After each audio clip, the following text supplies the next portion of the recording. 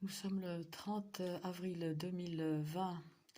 Les tortures sont absolument crapuleuses.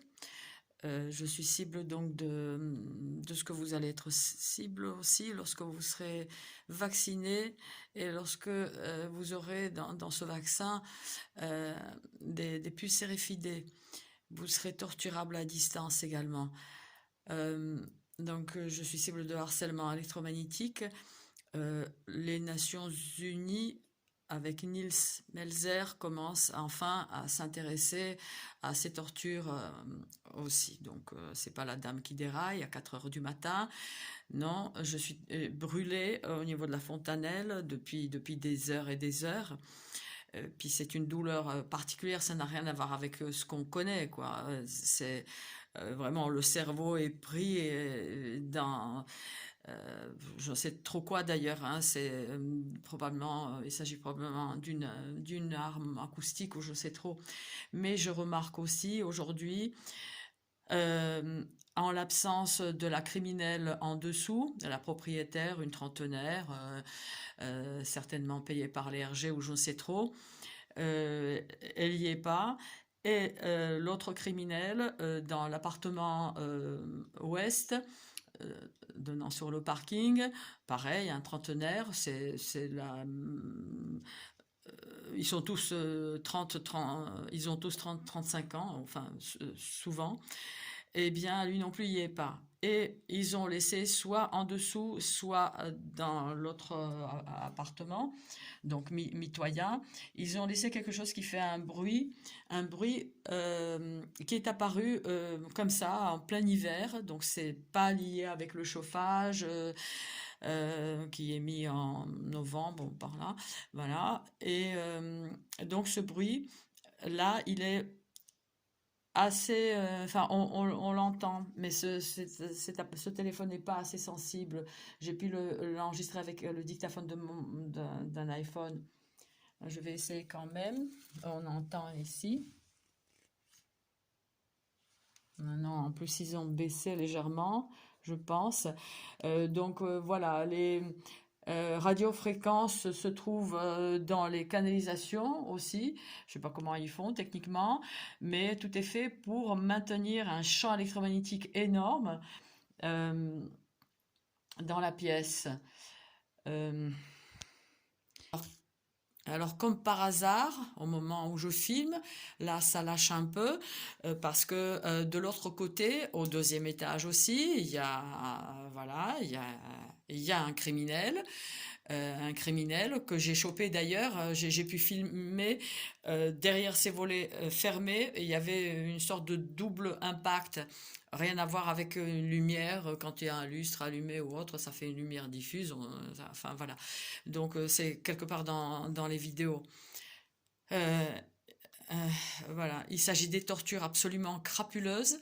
Pendant des heures et des heures, je suis brûlée tous les jours depuis 6 ans maintenant. Vous avez une information de base dans un article juridique, droit comparé du harcèlement électromagnétique, nécessité d'une loi française.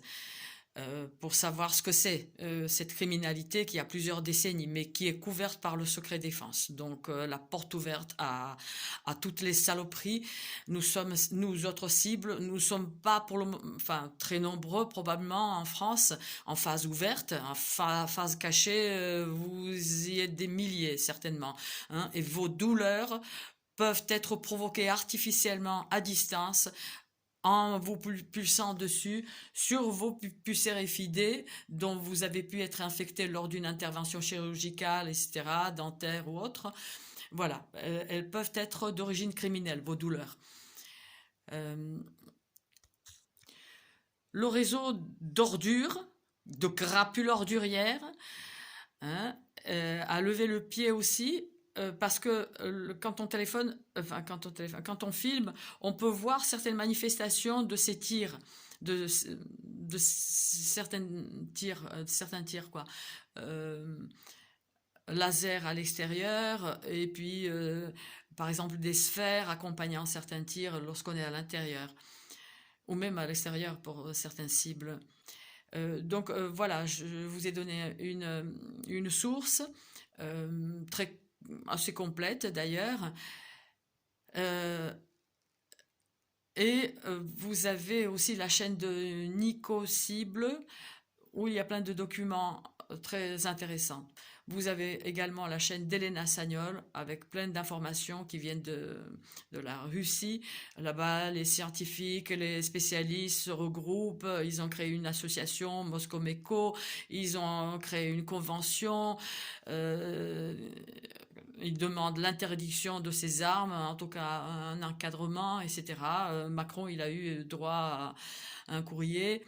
Et, euh, et euh, alors, voilà, à peine j'ai dit que ces crapules lèvent le pied, ça recommence, ils ne veulent pas. La cible est surveillée, comme vous le serez lorsque vous aurez votre petite pupille céréfidée, vous serez surveillable à distance, on saura où vous êtes, de toute façon c'est facile aujourd'hui par des technologies qui sont connues aujourd'hui, où on peut voir à travers les murs, voilà.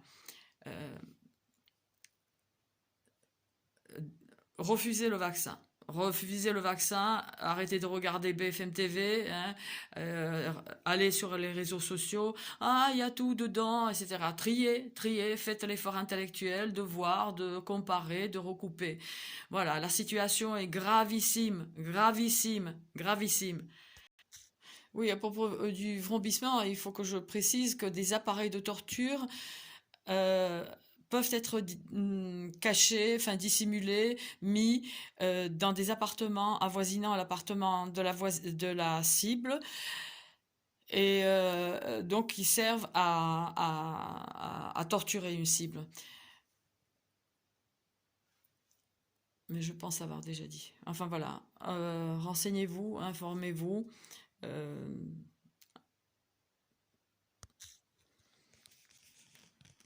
L'un de ces dispositifs mis dans l'appartement en dessous donc de la propriétaire qui est partie, qui est pas là depuis plusieurs mois maintenant.